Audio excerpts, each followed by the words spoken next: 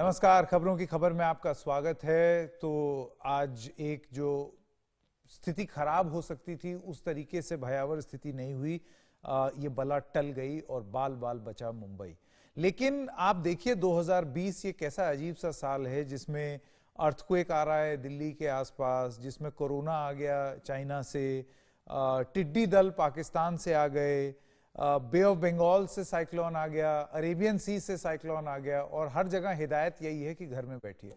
तो कब तक और क्या क्या दिखाएगा भगवान, इस पर भी बहुत तेजी से चर्चा हो रही है। लेकिन अब बात करते हैं साइक्लोन निसर्ग की, और निसर्ग को समझने के लिए एक पर्सपेक्टिव बहुत जरूरी है। निसर्ग और अम्फन, इनमें क्या अलग अलग था, तूफान कितना अलग अलग था, उसके बारे में आपको बताते हैं। तो सबसे पहले अम्फन, आप जानते हैं कि पश्चिम बंगाल, उड़ीसा और बांग्लादेश में भारी तबाही मचाई इसने, और जो चक्रवाती तूफान है निसर्ग, वो मुंबई और आसपास के इलाके में था।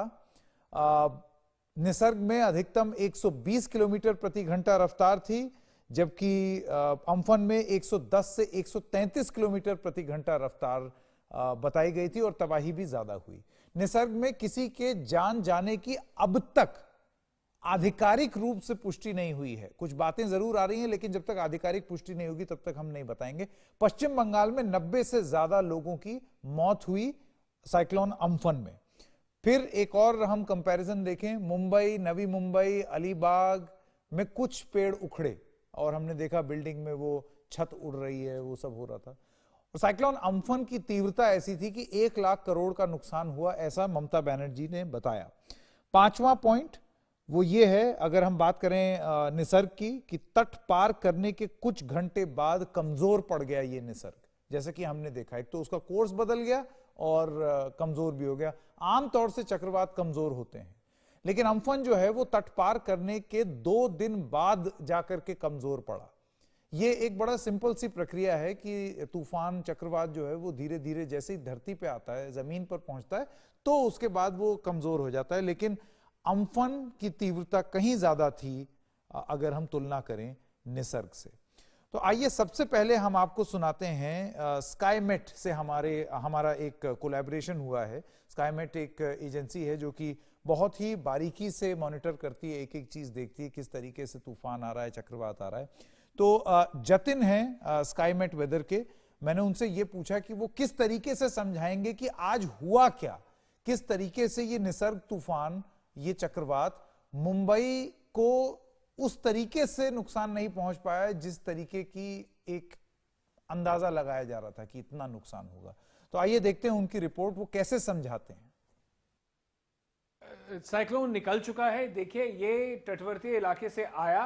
पहले जो हम लोग कल रात को, सुबह को लग रहा था कि ये जो इसका जो ऑनसेट होगा वो मुंबई और अलीबाग के बीच में होगा। मैं आपको बताता हूँ, लगभग यहाँ पर, और हमारा एक आंकलन था कि मुंबई के 50 किलोमीटर उत्तर दक्षिण रायगढ़ और दहानू के बीच में होगा। लेकिन लगभग 11 बजे ये जो इसका जो आई है वो यहाँ बना और ये जल्दी ही अंदर रायगढ़ की तरफ घुस गया। उससे क्या हुआ, जो चक्रवात बना हुआ था वो मुंबई से लगभग 100 किलोमीटर की दूरी पे था। और क्या होता है कि एक, अगर मैं यहाँ पर एक देखिए, ये मेन जो अभी फर्क आया है वो है इसका, ये होने वाला था कल, ये हुआ है आज। और जो साइक्लोन का जो पावर होता है, जो डिस्ट्रक्टिव फोर्स होता है, वो उसके राइट सेंटर फॉरवर्ड पर होता है, उसके रेयर पर कम होता है, और बिल्कुल वही हुआ है। इसके वजह से मुंबई में हवा चली, समुद्र में उफान आया, लेकिन बारिश उतनी हुई नहीं। और मैं आपको एक और चीज दिखाता हूं, ये जो हमारे मौसम के तंत्र हैं वो बता रहे हैं, अगर आप पिछले 12 घंटे का देखें तो बारिश कहाँ हुई है। बारिश हुई है ये बिल्कुल मुंबई के साइड से, इसका जो प्रकोप था वो यहां से निकल गया है। नवी मुंबई और अंबरनाथ के रास्ते में कहीं कहीं बारिश हुई है। थोड़ी बहुत बारिश यहाँ central Mumbai, king circle, Bandra वगैरह में हुई है, लेकिन जो उसका एज था वो यहां से निकल गया और इससे बहुत ही फर्क पड़ा। सारे एस्टिमेट जो थे वो दिखा रहे थे कि जो चक्रवात हो लगभग या तो यहां से कहीं से निकलने वाला था, वो हुआ नहीं। तो शुक्रिया जतिन इस पूरी जानकारी के लिए। तो बाल बाल बचा है मुंबई, लेकिन एक महत्वपूर्ण सवाल है जो कि मुंबईकर्स को और अब क्योंकि अरेबियन सी जो है वहाँ पर भी अब चक्रवात उठ रहा है और इसकी तीव्रता बढ़ती चली जा रही है, और ज़्यादा आईएमडी का कहना है कि आगे भी होता रहेगा। तो ऐसे में तैयारी पूरी होनी चाहिए। देखिए, जो ईस्ट कोस्ट है वहाँ पर बंगाल महासागर जो है वो उनको एक आदत सी पड़ गई है कि किस तरीके से इससे निपटा जाए। उड़ीसा ने भी तैयारी कर ली है, लेकिन इधर वाले कैसे करेंगे? इंफ्रास्ट्रक्चर पहले से ही तैयार हो। क्लाइमेट चेंज इसी को कहते हैं शायद। अब मैं स्वागत करना चाहता हूं एक खास मेहमान का। आप वो शख्स हैं जो कि पर्दे पर तो विलन का किरदार करते हैं दबंग फिल्म में, लेकिन असल जिंदगी में आप एक हीरो बन गए हैं। और जब कोविड हुआ और अब आज साइक्लोन हो गया और मुंबई ने एक दोहरी मार झेली, तो आज आप फिर उसी तन्मयता के साथ मौजूद थे और लोगों की मदद कर रहे थे। मैं बात कर रहा हूं सोनू सूद की। सोनू, आपका बहुत बहुत स्वागत है एनडीटीवी इंडिया में।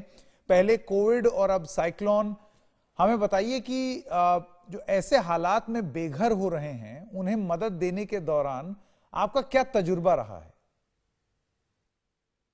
बहुत मुश्किल हुआ संकेत। हम लोग जब प्रिपेयर कर रहे थे सब लोगों को घर भेजने का, किसी को ट्रेन से, किसी को फ्लाइट से, किसी को बसेस से, और फिर ये साइक्लोन आया। मुझे याद है कि कल मैं रात को 12-1 बजे तक जो मेरी दोस्त है, चाइल्डहुड फ्रेंड नीति गोयल, उनके साथ मैं बात कर रहा था कि कल साइक्लोन आने वाला है, उसको कैसे अरेंजमेंट करें। फिर हमने वो व्हाट्सएप ग्रुप्स बनाए जहाँ पर कहाँ खाना पहुंचाना है, कहाँ पे जितने कोस्टल एरियाज में लोग रहते हैं उनको सबको शिफ्ट किया गया। 28,000 लोग हैं वो मुंबई के वार्ड्स के अंदर, और उनका खाना कितना पहुंचाना है, बर्गर्स, मैकडॉनल्ड्स हम लोगों ने आज मेरे भिजवाए बहुत सारे खाना, पानी बहुत पहुंचाया। और उसके अलावा ये तो वो लोग हैं जो मुंबई में रहते थे, उनको 28,000 लोगों को इन केयर सेंटर्स में शिफ्ट किया गया। लेकिन जो माइग्रेंट्स है जो अभी भी सड़कों पर है, वो उनके लिए ठहरने की कोई जगह नहीं। उनके लिए एक डर है कि साइक्लोन आ रहा है, बारिश होगी, पता नहीं वो कहाँ पर सेफ होंगे नहीं होंगे। और मैं आपको एग्जाम्पल देना चाहूंगा संजय कि अभी आज एलटीटी जो टर्मिनल है, लोकमान्य तिलक टर्मिनल, उसके सामने तिलक ब्रिज है, उसके नीचे 200 लोग असम के जो माइग्रेंट्स उनके पास जाने का कोई साधन नहीं था। तो उन्होंने मुझे ट्विटर पे एक मैसेज किया कि आप हमें हेल्प करें, और मैंने उनको फोन किया।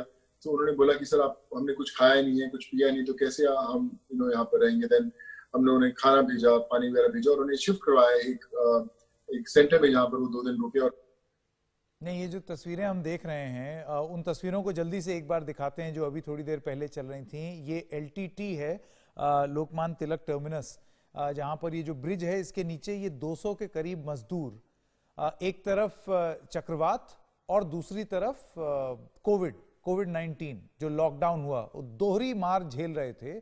और सोनू सूद क्योंकि एक तरीके के फरिश्ते बन गए हैं मजदूरों के लिए, तो किसी ने उनको सोशल मीडिया पे लिखा और वो तुरंत मदद करने आ गए। शायद इसी वजह से उनकी प्रशंसा भी हो रही है, बहुत ज्यादा वो लोकप्रिय भी हो गए हैं, अपने फिल्मी किरदारों की वजह से नहीं, लेकिन असल जिंदगी में जो कर रहे हैं उसकी वजह से। सोनू, लोग आपको संपर्क कैसे करते हैं? आपने बताया एक सोशल मीडिया एक साधन है, लेकिन अगर सपोज कोई सोशल मीडिया पर ना savvy हो, संपर्क कैसे करें? जो लोग इस तूफान से लड़ रहे हैं वो भी आपसे मदद मांग सकते हैं या सिर्फ आप लोगों को घर ही भेजते हैं? बिल्कुल संकेत, मुझे अभी भी हर रोज फोन आते हैं, अलग अलग तरह के फोन आते हैं लोगों के। सिर्फ ऐसा नहीं कि वो कोविड वाले ही लोग हैं, और भी मेडिकल इमरजेंसी भी कुछ लोगों की आती हैं। तो हम लोग कोशिश करते हैं कि हमें पता चले कि कौन से सही लोग हैं। मेरे मदर ने एक बड़ी अच्छी चीज मुझे सिखाई थी कि आप कामयाब तब हो जब आप किसी और का हाथ थाम सको। जब तक आप किसी को मदद नहीं कर सकते, आप कामयाब नहीं हो। तो मुझे लगता है कि शायद मैंने कुछ अच्छा किया होगा। शायद मैं मुंबई भी शायद इसी के लिए आया कि मुझे आज मैं इतने लोगों तक मदद पहुंचा पाया। बट ये मेरी नहीं, सिर्फ सेलिब्रिटीज की नहीं, हर घर की ड्यूटी है। मुझे लगता है कि हर घर से कुछ मदद, जो भी उसकी कैपेबिलिटीज हैं, जो भी उसका स्टैंडर्ड है, चमचम एक खाना जरूर किसी ना किसी के लिए बना के जरूर देना चाहिए। तो मुझे लगता है कि ये इस समय ने हमें इतना कुछ सिखाया है कि जो जिंदगी जी जाती है सिर्फ खुद के लिए नहीं, दूसरों के लिए जीना बहुत जरूरी है। I am always available. मैं हमेशा उन लोगों के लिए रहूंगा जब भी लोग मुझे याद करेंगे। सोनू, आपने ये रास्ता, मैं ये सवाल आपसे बहुत, मैं क्यूरियस हूं क्योंकि मैंने आपके बारे में जब आर्टिकल्स पढ़े और देखा तो मुझे लगा मैं ये पूछूं, ये क्यों चुना आपने ये रास्ता कि चैरिटी ना करके सीधे मदद करें, पहुंचकर एकदम बिल्कुल सीधे लोगों की मदद करें? देखिए, हमने सबने वो विजुअल्स देखे हैं, ये जो हजारों लाखों लोग माइग्रेंट्स चले जा रहे थे सड़कों पर बिना खाने के, एक्सीडेंट्स में लोगों ने इतनी जानें गंवाई हैं, इंजर्ड हो गया। आप सोचिए कि जो इंसान थोड़ा काम करते में भी एक कारीगर होगा, उसका अगर हाथ पैर टूट जाएगा तो इंजर्ड होकर बच तो गया, लेकिन पता नहीं वापस कभी काम पर आ पाएगा। तो ये वो लोग हैं जिन्होंने, मैं हमेशा बोलता हूँ कि हमारे घर, हमारी सड़कें, हमारे ऑफिस, सब जो जहाँ पे हम लोग बैठे उन्होंने बनाया, और आज जब उनका घर जाने का वक्त आया, हमने उन्हें सड़कों पर लाकर खड़ा कर दिया बिना किसी मदद। तो अगर हम नहीं सामने आए तो मुझे नहीं लगता कि ह्यूमैनिटी को हम लोग कभी शक्ल दिखा पाते। तो मुझे लगा कि मैं आगे बढ़ूंगा, मदद करूंगा। तो मैंने पहले जो लॉट की मदद की, जो हम लोग खाना बांट रहे थे, तो उसमें 300-350 लोग थे कर्नाटका के, तो उनको पहली दफा मैंने सारी परमिशन देके भेजा, और उनके चेहरे की खुशी देख के मुझे लगा कि वो 350 लोग हैं जो मुझ तक पहुंचे हैं, पर ऐसे लाखों लोग हैं जो देश भर में फंसे हुए हैं, जो नहीं पहुंच पाते। तो मुझे उन तक पहुंचना है और उन्हें बताना है कि आप मुझे थोड़ा सा समय दो, मैं कोशिश करके आपको घर पहुंचाने की कोशिश जरूर करूंगा। और आज जब हम बात कर रहे हैं तो कम से कम 20,000 से ऊपर लोग जो है मैं घर तक पहुंचा चुका हूँ, और अब करीबन हजारों की और लिस्ट लंबी है जिन्हें पहुंचाना है। ट्रेन मैंने ली है, अभी और भी ट्रेन ले रहा हूँ, ताकि ज्यादा से ज्यादा लोग जल्द से जल्द अपने घर पहुंचे। सोनू, मेरा आखिरी सवाल, अभी जब आप ये बोल रहे थे तो मैं आपको बहुत बारीकी से सुन रहा था, नोट्स भी मैं बना रहा था, और मेरे मन में ये आया, देखिए आपके भी तो संसाधन सीमित होंगे। अब ऐसा तो है नहीं कि आप अपने आप में सरकार हैं और अपार धन है कि देते चले जाओ, बसें चलाते चले जाओ, क्योंकि ये इस सब में पैसा लगता है। मैं आपसे ये जानना चाहता हूं कि होता क्या है कि जब आप काम करने लगते हैं तो लोग आपसे उम्मीद भी बांध लेते हैं, और ये जो उम्मीद का बोझ है वो बहुत भारी होता है। तो क्या आपको कभी ये चीज महसूस हुई है कि मैं मदद तो कर रहा हूं, लेकिन उस मदद की वजह से और ज्यादा लोग उम्मीद करेंगे और उस उम्मीद का बोझ और ज्यादा कंधे पे होगा, और अगर उस तरीके से संसाधन की कमी की वजह से अगर आप वो उम्मीदों पर खरे नहीं उतरे तो क्या होगा? मेरे ट्विटर पे सारा दिन मैसेजेस आते हैं लोगों की मदद के। मैं विश्वास कीजिए, मैं मुझे लगता है कि मैं शायद 10 में से 9 लोगों तक पहुंच ही पाता हूं किसी तरीके से। और हमने बहुत सारे लोगों को आखिरी मिनट में उनके घरों में पहुंचाया है। तो मैं कई बार जब नहीं देखता तो मुझे लगता है कि यार शायद मैं कुछ ऐसे लोगों को मिस कर जाऊंगा जो मेरा इंतजार कर रहे हैं, फोन का या मैसेजेस का। तो मुझे कंटिन्यूसली देखते रहना पड़ता है। कई बार मैं रात को सो जाता हूँ, 3-4 बजे अचानक नींद खुलती है, तो मैं उठ के फटाफट देखना शुरू करता हूँ टाइमलाइन कि कुछ ऐसे लोग रह तो नहीं गए जिनको मैं मदद पहुंचाना चाहता, तो मिस तो नहीं हो गए। फिर मैं उनके लिस्ट बनाता हूँ, नोट्स बनाता हूँ।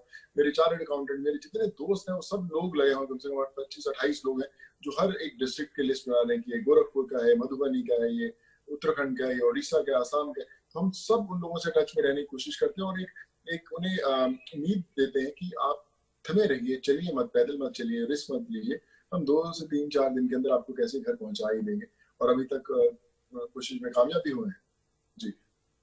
सोनू जी, मैं तो बस यही उम्मीद करता हूं कि आपके पास ये ख्वाहिश, ये इरादा और वो कुवत संसाधनों के माध्यम से हो कि आप ये करते रहें जो कर रहे हैं, क्योंकि मेरे ख्याल से आपको भी महसूस हुआ होगा कि कितनी उम्मीद और आस लगाते हैं लोग। आप तो खुद वहां पर हैं, मौजूद हैं, और आपने ये प्यार महसूस किया है। एक सोशल सर्विस है ये। आपका बहुत बहुत धन्यवाद Sonu Sood. Thank you so much Sanket, it's always a pleasure talking to you man. Thank you so much, धन्यवाद। तो ये थे सोनू सूद, आपने सुना। बहुत तकलीफ है लोगों को, बहुत ज़्यादा, और कई अलग अलग तरीके से भी तकलीफ है, और तकलीफ ख़त्म नहीं होगी। हर मिनट करोड़ों लोगों को, सैकड़ों हज़ारों करोड़ों तकलीफ होती है।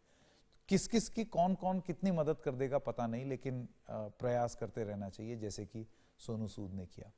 छोटे से ब्रेक के लिए रुक रहे हैं, खबरों की खबर में अभी हाजिर होता है।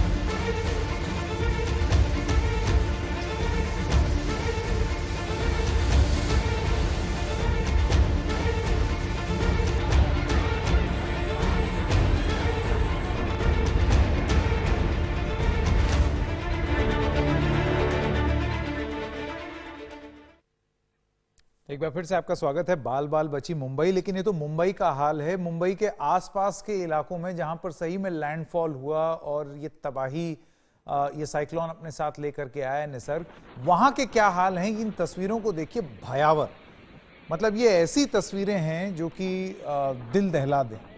रत्नागिरी की तस्वीर है जिसमें पूरी नाव आप देख रहे हैं कि कैसे बिल्कुल एकदम कश्ती डगमगा रही है। शिप है एक, माफ कीजिएगा, पूरी शिप, बड़ी शिप, जिसको इतनी तेज पानी आ रहा है इस तटीय इलाके में कि वो पूरी शिप हिल गई।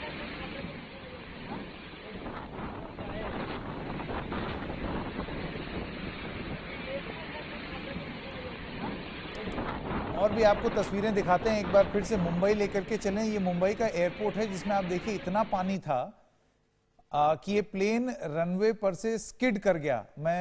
हाँ, ये वाली तस्वीर देखिए कि किस तरीके से आ रहा है। ये फेडेक्स, एक कोरियर एजेंसी है इंटरनेशनल, उसका प्लेन है, और आप देखिए चलते चलते चलते ये स्किड कर गया क्योंकि बारिश इतनी तेज हुई होगी और हवा इतनी तेज चल रही होगी कि प्लेन के लैंड करने में भी दिक्कत होगी। अब सोचिए अगर ये पैसेंजर प्लेन होता तो कितनी दिक्कत होती। अब ये बिल्डिंग के आप तस्वीरें देखिए, ये बांद्रा की कुछ तस्वीरें हैं जिसमें ऊपर जो कवरिंग होती है, तो बिल्डिंग तो मजबूत थी, कांच भी नहीं गिरा, ये शुक्र मनाने वाली बात है, लेकिन जो कवरिंग थी बाहर वो उड़ के नीचे आ गई।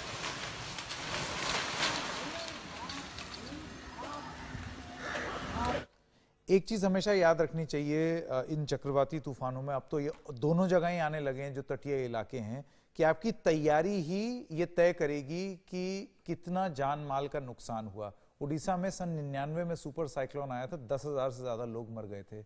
उसके बाद उस राज्य ने सीख ली और राज्यों ने भी अपनी अपनी तरफ से सीख लेने की कोशिश की है। इंफ्रास्ट्रक्चर समय रहते सुधार लेना चाहिए क्योंकि वो हमारे हाथ में है। वक्त है एक छोटे से ब्रेक का, खबरें जारी रहेंगी।